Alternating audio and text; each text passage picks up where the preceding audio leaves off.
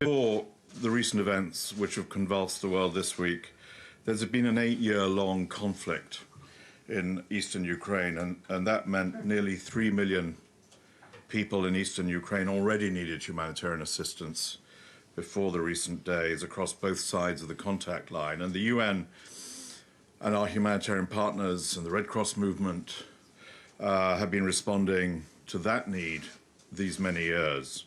And this year alone, for example, UN-coordinated humanitarian convoys delivered over 150 tons of assistance to the most vulnerable people in the non-government controlled areas on that side of that contact line in the Donbass. Women, children, elderly, people with disabilities, those living close to the contact line and in the non-government controlled areas are the most in need. I'm talking now about the events of the day. They continue to require food, shelter, healthcare, water and sanitation, and protection. Like the Secretary General, of course, I'm extremely concerned about the impact of the ongoing escalation on civilians, everyday people, like us, like you and me. We, like you, are seeing reports of shelling on urban centers and other communities across Ukraine with unconfirmed reports, unconfirmed as yet, reports of civilian casualties and damage to residential infrastructure. We're concerned about reports of population movement as men, women and children are fleeing in search, safety and protection. And I think it's fair to say that hundreds of thousands of people are on the move in Ukraine and out of Ukraine as we speak. I want to reiterate the statements made by the Secretary General that the UN and its humanitarian partners, all those people I have the fortune to work with, are committed to continue and indeed to expand our presence. We have not left, we are not leaving Ukraine. Obviously, our people there are bunkered down at the moment, but we're expanding our presence in Ukraine and scaling up efforts to help meet the needs of people affected across that country. And we have been doing this for some weeks. In the alarming phase of escalation, the safety and security of all our staff and their dependents is a top priority. We're currently facilitating the temporary relocation of non-essential UN staff and eligible family members within Ukraine for this purpose of their security and safety. There are no plans at the moment to relocate our staff outside the country, but we'll continue, obviously, to evaluate the developing security situation. We are bringing together our partners. We have set up an interagency operations center in Geneva, which is already in existence. I will be going there over the weekend.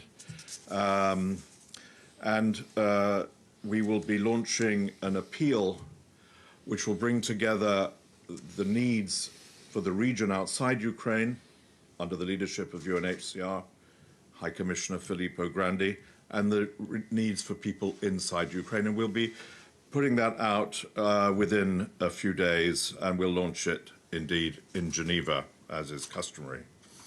Yesterday, the Secretary General announced a $20 million allocation from the UN Central Emergency Response Fund to scale up immediate response. And we need this because we're now beginning to realize that the scale of need in these very, very extraordinary circumstances is going to be of the highest. We're going to need to use cash for the delivery of assistance, and we're going to need to use that cash safely. We're looking, obviously, at the impact of sanctions on our operations, and we're doing this in coordination with the International Committee of the Red Cross. We're going to look to, and we've had calls with and meetings with we're going to look to the generosity of donors, of member states, of donors more generally, to mobilize the financial resources that we will be outlining in that appeal that will come through in a few days from now. And perhaps the most important point that I want to make is that we need the safe, unimpeded access and protection of our humanitarian workers and the deliveries that they will be doing, that they will be resuming as soon as the security allows it, to all areas of Ukraine affected by conflict. Our humanitarian response, as you know, is guided by four simple but profound principles: humanity, neutrality, operational independence, and impartiality. And I'd leave you with just one comment from my colleague and friend David Beasley, the executive director of the World Food Programme, who was telling us just this morning that 50% of the World Food Programme's wheat for the world's programme around the world comes from Ukraine. The fallout from Ukraine in terms of costs, in terms of wheat, in that example, is something that, that is spooling out before us, and we have yet to see where this will lead. Thank you very much. Thanks, Thank you, Stefan. Martin. Ibtisam. Hi, on behalf of the United Nations Correspondent Association, thank you for the briefing. My name is Ibtisam Azim from Al Arabi Al Jadid newspaper. My question is first about the financial situation. How much money approximately we're talking about, and about the access and safety of your staff. Are you seeing any signs that worrying you? And could you please elaborate on the issue of the numbers? Like you said that probably are going to increase the numbers. If you could go more on that. Thank you very much. Shall I? Yes, great. The financial situation. Well, right now, as we speak, and I was talking to agencies in Geneva this morning, we're trying to put those numbers together for this appeal that we will come out. But it's going to be well north of $1 billion. It's going to be for a limited period, for a 3-month period. So we will see the numbers, the financial, the figures quite soon. As soon as we have a solid base for that, we'll put it out. Quickly going to your last question, I'll come back to safety of staff, that this appeal, of course, will be launched very quickly. We need to get it out quickly. I had a meeting of the Interagency Standing Committee. That's the leaders of all humanitarian agencies, as you know, globally, yesterday, all of whom said we need to get that appeal out because we need to frame the nature of the need in Ukraine as subsequent to these events. We need it quick. But it's going to be based on projections, based on past experience, but based on projections. And I don't right now have a number of the people in need, which is going to be part of that. But I can tell you that even before this, we had 3 million people, as I said earlier, in need already in the Donbass. And we were anticipating further displacement up to another 1.8 million or more. But I would prefer not to be quoted on a figure for people in need for that appeal yet. It's being sorted out. Safety of staff, so far as I know, God forbid, but so far all our staff are safe, including those down in southeast in the Donbass area, both sides of the contact line, right in the heart of this hot war. We are relocating staff inside Kiev to places of safety and security. They, like all the citizens of that city this morning, spend a lot of time this morning in the shelters. They're still very much in contact with us. We have daily, hourly contact. Just now, Osnat Lubrani, the resident coordinator, the humanitarian coordinator, was on the call with the Secretary General.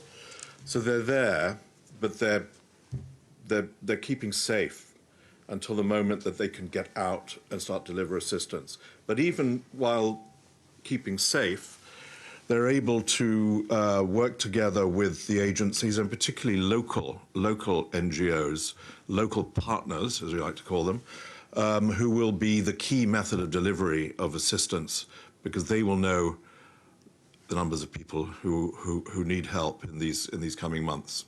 So that's going on. It's a planning process of the highest importance while we are ready to move out and to deliver again. Thank you. Pam Falk? Thank you, Undersecretary General. It's Pamela Falk from CBS News. You mentioned that some of the staff, and just now again, are bunkered down a bit in Ukraine. Can you explain how, or if not quantify, at least explain how much of the aid deliveries are being delayed because no one can move things around?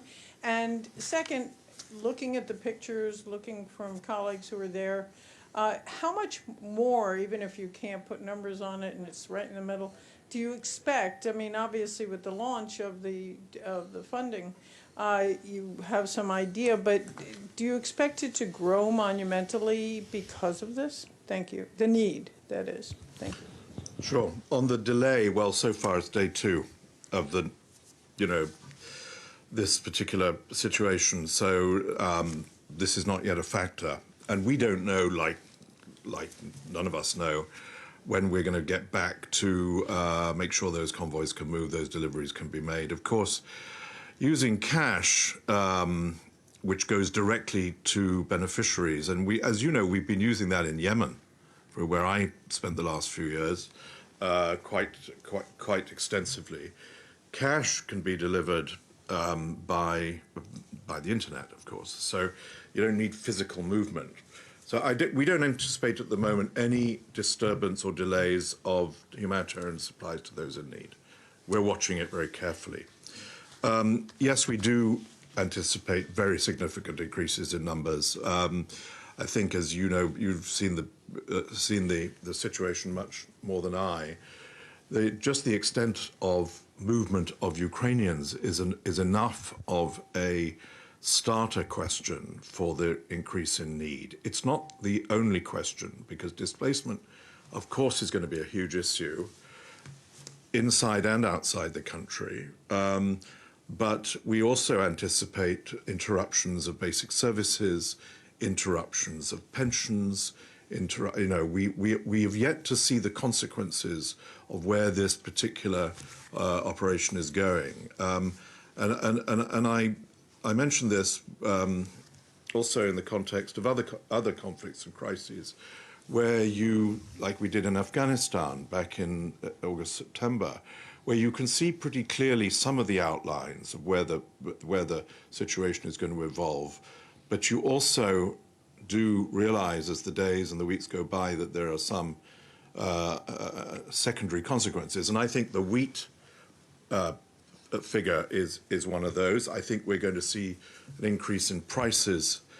We've seen the energy prices going up, and we're concerned about that for the costs of programs in existence in other countries. We're also naturally concerned about that, about the secondary consequences, because we have some big appeals going for 2022. We're going to launch emergency appeals in March for both Yemen and Afghanistan. And we're going to ask donors to be generous.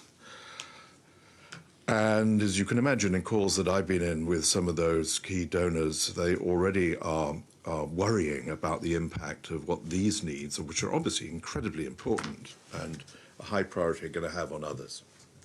We must not forget the others. We must not forget the world continues to exist and needs continue to be there, and we need to respond properly. Thank you. Benno, German Press Agency. Thank you. And the Secretary General Benno Schwinghammer with the German Press Agency. Benno, if you could just remove your mask when you ask the question. You talked about the hundreds of thousands of people on the move fleeing in Ukraine already. Can you share more of the knowledge you have about this? Where are these people going? How are they moving? And do you share the United States view of up to 5 million refugees in this conflict? That's a very good question for Filippo Grandi, as you can imagine. I'm not going to, but I do, because actually I don't know the answer to those questions, and I don't know how much we are going to see in terms of outflow to the neighbouring countries. UNHCR, under Filippo's leadership, is working with the agencies to develop an appeal for that, which will come out with ours we're working on inside Ukraine. It's anybody's guess, frankly, at the moment, to know whether the displacement, how much of the displacement is going to be outside and how much is going to be inside. Because the decisions that, of course, Ukrainian families are taking are decisions which we can't peer into as to whether to move or not. And I guess that's because they're still thinking that one through, and that depends on circumstances. So I'll tell Mr. Grandi of your question. Edie Lederer, Associated Press. Thank you very much, Mr. Griffiths. Edie, if you just take off your mask when you ask the question, it's easier to hear. Perfect. Two questions. First, is it, as you said, nobody knows how long this conflict is going to go on. Is it fair to assume that the United Nations, particularly your office, has done or is doing long-term planning in case it does last for weeks and months?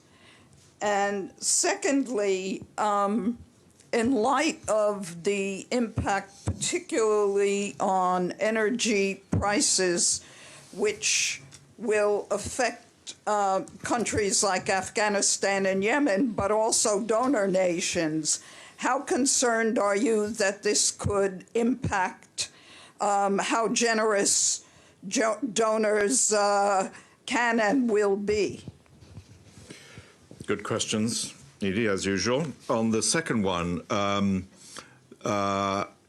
we're at the moment doing an assessment of what the secondary impact, as I put it, of the consequence of energy prices and other prices, wheat and others going up, for our humanitarian programs in the world. We are not in the business of doing an assessment of what it looks like for a donor country, but we do keep very closely in touch with them on the scale of their generosity. And I think it's going to be clearly a lot of difficult conversations are going to happen over the next weeks or months. On the planning, it's a very good question. And I had the benefit of a meeting this morning with the Ukrainian permanent representative here, who emphasized to me the need for urgency and immediacy. Act today in terms of humanitarian assistance. I said we are, but we're also, and so we are present. We have not left. We're acting today. We are putting together, however, also, in addition to that, a 3-month appeal. So that is looking at a 3-month process. If the situation changes again, and goodness knows how would we know that that may not happen, we will reprogram. We will come back and we will say this is what's happening. Even if in that 3 months we, God forbid, discover that the need becomes less than we fear, we will also come back and say that the displacement was less, or the needs are less, or the disruption is less, whatever. So we'll go out with the 3-month program, but we will keep a very close eye on seeing how it adapts to day-to-day circumstances. Thank you. Dulcie? Yeah, I was just wondering how much contingency planning had you done to anticipate this crisis? Thanks. Good question. We have done quite a lot of contingency planning, but I've been 45 years dealing with conflicts all over the world, and I'm an older man for it, and I have never seen a situation like this in terms of the parameters of contingency planning. I've been involved in contingency planning in Iraq, in Cambodia, in Yemen, in Syria, in many, many different parts of the world, in very big programs in Afghanistan. Contingency planning for what might or might not happen in Ukraine was of the highest degree of uncertainty. So what we have been doing is imagining possible scenarios, obviously, but what we've also been doing is also looking into the ways to respond to whatever the needs, the level of needs may rise to. That's my reference to cash, for example. We have, with our friends in the agencies, World Food Programme and others, been standing up the logistical support for any operation. We have sent in, both OCHA, my own office, and agencies sent in experienced staff into Ukraine. We have an experienced deputy humanitarian coordinator going in, hopefully tomorrow, by road. He was deployed a couple of days ago. He served in a similar role in Afghanistan back in the fall. So we built preparedness, but that's different from knowing the future and knowing what your plan looks like. And that's what we're doing right now, is looking at the plan. Thank you. We're going to take two questions from the screen. Abdelhamid and then Maggie. Abdelhamid. Thank you, Mr. Griffiths. This is Abdul Hamid Sayan from the Arabic daily Al-Quds Al-Arabi. Yes, sorry. I think this conflict will have an impact on the energy prices.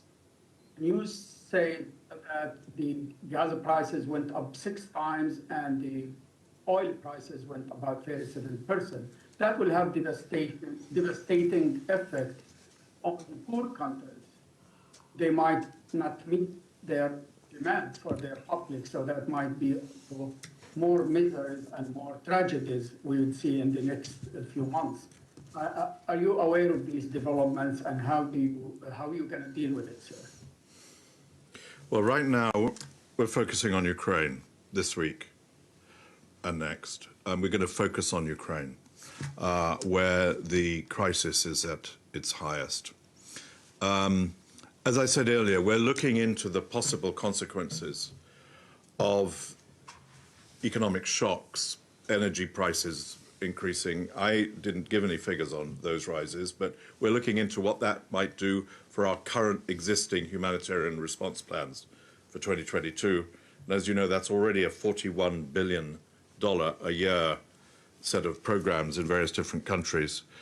But clearly, one of the aspects, as you know better than me, of the United Nations is it's present in all countries, and staff in all countries will be looking very, very carefully at this. And other colleagues inside the Secretariat are looking already at the issue of shocks and how they may reverberate out into, as you're rightly pointing out, possible increases of poverty and destabilization. Thank you. We'll take two more questions. Margaret and then Stefano. Maggie? Hi, Mr. Griffiths. Thanks so much for doing the briefing. If you could give us any more information on numbers of displaced and refugees. I know it's really, really fluid, but I've seen various numbers circulating in the press. So if you could sort of give us some sort of, other than I heard you say hundreds of thousands are on the move, but I just sort of want a number that we can all agree upon for now to kind of use in our reporting, basically. And if you could just talk to us a little about the logistics of what's involved in your aid response, because the country is on the move and multiple cities are under attack. And how do you, I mean, it seems a bit worse than some of the other situations you've been dealing with recently. Can you just give us, because it's very active at the moment, can you give us an idea of how, like, talk us through the logistics? And do you have any concerns about coordinating with the Russians after the problems you had with them in Syria and the deconfliction areas? Do you see them, are you afraid of any problems really working with them in Ukraine? Thanks. Yeah, I'm not going to be drawn on the numbers, and Filippo Grandi is really careful with us on this. I totally understand, Maggie, your need for one to pin that. But it's really too early to tell, and just it's so fluid that we don't want to. UNHCR doesn't want to give out numbers which then are either too risibly low or too alarmingly high. We know that there are outflows. I think as of some hours ago, there were 50,000 people who had gone into Poland and 20,000 into Moldova. I think those are UNHCR numbers, IOM numbers. But I'm afraid I'm going to not be very helpful to you on that.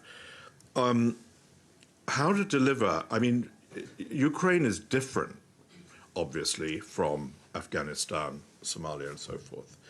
And in some ways, they may give us some advantages. Many of the people who are leaving, for example, fleeing now, are people who are going with resources to other places, who are not in immediate urgent need that you would see very differently in Yemen or Somalia, where I was supposed to be this week. The delivery of assistance to those in need, as I said earlier, are going to be partly to those who are displaced, but also partly those who remain in place but need help. And we'll be working, the method, to answer your question, is to work through local partners, the many local organizations, NGOs, faith-based organizations. That's why yesterday, when I had this interagency standing committee meeting, we had the big international NGO and national NGO networks present. They are the ones who know the people in their communities and know where the need will be highest and how to reach those people safely with money, if that's possible, and with goods in kind, if that's necessary. As you know, we deal with any and all authorities necessary for the protection and delivery of humanitarian assistance. And indeed, that includes, in this case, the Russian Federation. And I have had conversations myself this week with them. We will be needing to establish some kind of notification system to allow for the deliveries of assistance. And I'm assured, and I believe that we should be able to do that. But it's too early for us to. I mean, it's 2 days, right, or day and a half. It's too early for us to say exactly how we're going to deal with who at this point, because we don't know. Just like all of us don't know what may happen tomorrow. But we're ready, and the principle of humanitarian assistance, and the one that I have lived by myself for so many years, is to work with any and all people who can help for that safe and principled delivery of assistance. Thank you. Last question, Stefano Vaccara. Thank you very much, Mrs. Griffith. Stefano Vaccara, La Voce di New York. My interest is more, I mean, of course, relief is important to give goods, to give food. But my question is about your role, the UN role at the moment in Ukraine as a witness of what's happening. I mean, is your personnel there, is it ready to tell the world what it's saying if human rights are crushed? We have been watching now this morning videos where already you can see that. So are you giving instructions to your personnel to have also this role? And did you have contact with the Russians, and in this case also Ukrainian authority, about this role that the UN can have in this moment in Ukraine? I think what you're talking there is about human rights monitoring, not humanitarian. And my lane is humanitarian, not human rights. And I fiercely defend that line. It's important to keep us in our lane because we have different principles. But there are, I want to add, to answer your question, that there are human rights missions in Ukraine. They've been there for many years because of the conflict in the southeast. They remain there. I believe that I understand that the High Commissioner for Human Rights has issued a statement today of concern about certain arrests of protesters, if I understand it. So you can be damn sure that they will do their job under these circumstances as well. The humanitarians, my colleagues, we will also be clear when we see infringements of international humanitarian law, which is different. We'll also be clear in our advocacy, which includes direct contact, to answer another part of your question, in our advocacy with all those who can help us get the aid to the people in need. And, you know, we do this all over the world, as you know. I mean, this is not new. This is a story that has been part of my life all these many years, and a story that's been the part of all our colleagues. So we're ready in Ukraine to do that, and we're ready to stand as witness to humanitarian issues and humanitarian needs. And that's why, if I may, just to round up, that's why I think launching this appeal is going to be an important moment of statement of possible need. And we'll answer some of the questions that you have about scale and numbers. And I hope that we'll be able to do that, launch that very early next week in Geneva.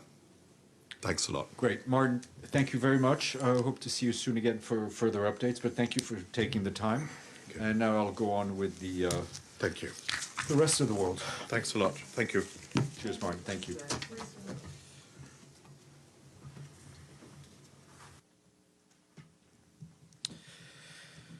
All right, thank you. Secretary General will be traveling over the weekend. He will be going to Geneva, where on Monday he will deliver remarks at the opening of the 49th regular session of the Human Rights Council. Later, he will take part in a press conference to launch the new report of the Intergovernmental Panel on Climate Change, titled Climate Change 2022, Impacts, Adaptation, and Vulnerability. While in Geneva, he will also have a series of bilateral meetings. We expect him back here on Monday afternoon. And there's also a chance that he may appear in front of you later this afternoon at the Security Council stakeout. We will keep you posted on that.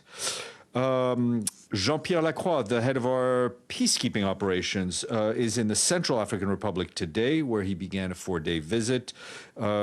He's expected to meet a number of local leaders, including the president, Faustin Archange Touadéra. He will also meet civil society representatives and people directly affected by insecurity in the country. As you may have seen, 4 of our peacekeeping colleagues arrested last Friday were released yesterday. Mankeur Ndiaye, the head of the mission, reiterated that the UN will continue to work to ensure the protection of our personnel and assets in all circumstances, and we're happy they've been released. I want to highlight 3 ongoing humanitarian situations. As I think Martin said, there are other, we are also keeping a close eye on a lot of other places. On Yemen, we want to reiterate our concern about the grave situation in the country, including the impact of the ongoing conflict, which is causing civilian casualties on a daily basis. More than 23,000 people have been displaced since the start of the year, most of them in Hudaydah, Marib, Shabwa, and Taiz governorates. They join more than 4 million men, women, and children who've been displaced across Yemen since the latest escalation got underway in 2015. Aid agencies are doing everything they can to respond to people's needs, but acute funding shortages are threatening the flow of humanitarian assistance.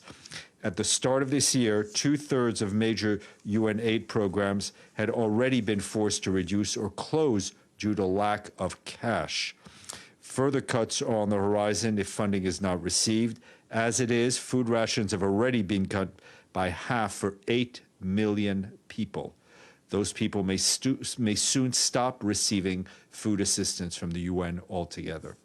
We call on all donors to pledge generously at a high-level pledging conference for Yemen, which is scheduled for March 16th, co-hosted by ourselves, the governments of Sweden and Switzerland. We also urge donors to commit funds before the pledging conference to avoid any major disruption in our humanitarian operations. In Afghanistan, as we had told you, I think a group of 8 senior emergency experts from UN agencies and international NGOs have been in the country. Today, they called for urgent support to life-saving humanitarian action in Afghanistan after a 5-day mission to the country. The emergency experts said they witnessed an enormity of human suffering in Afghanistan, but that they also saw humanitarian organizations able to scale up operations despite massive operational constraints, including the ongoing banking and liquidity crisis. According to our humanitarian colleagues, more than 24 million people, that represents 59% of the Afghan population, now require life-saving assistance in the country. That is a staggering 30% increase since 2021. The Afghan humanitarian response plan this year which is our largest humanitarian appeal ever launched for a single country, calls for $4.44 billion to provide aid to over 22 million people. It's only 13% funded. And also on Afghanistan, a quick note to say that the head of UNICEF, Catherine Russell, just concluded a 3-day trip to the country. In the statement, Ms. Russell noted the streets of Kabul, scores of very young children dart in and out of traffic, chasing cars and asking for money. In a hospital in Kandahar, she saw emaciated babies lie motionless, two to a bed, too weak to even cry, amid a spike of cases of severe acute malnutrition. More on their press release.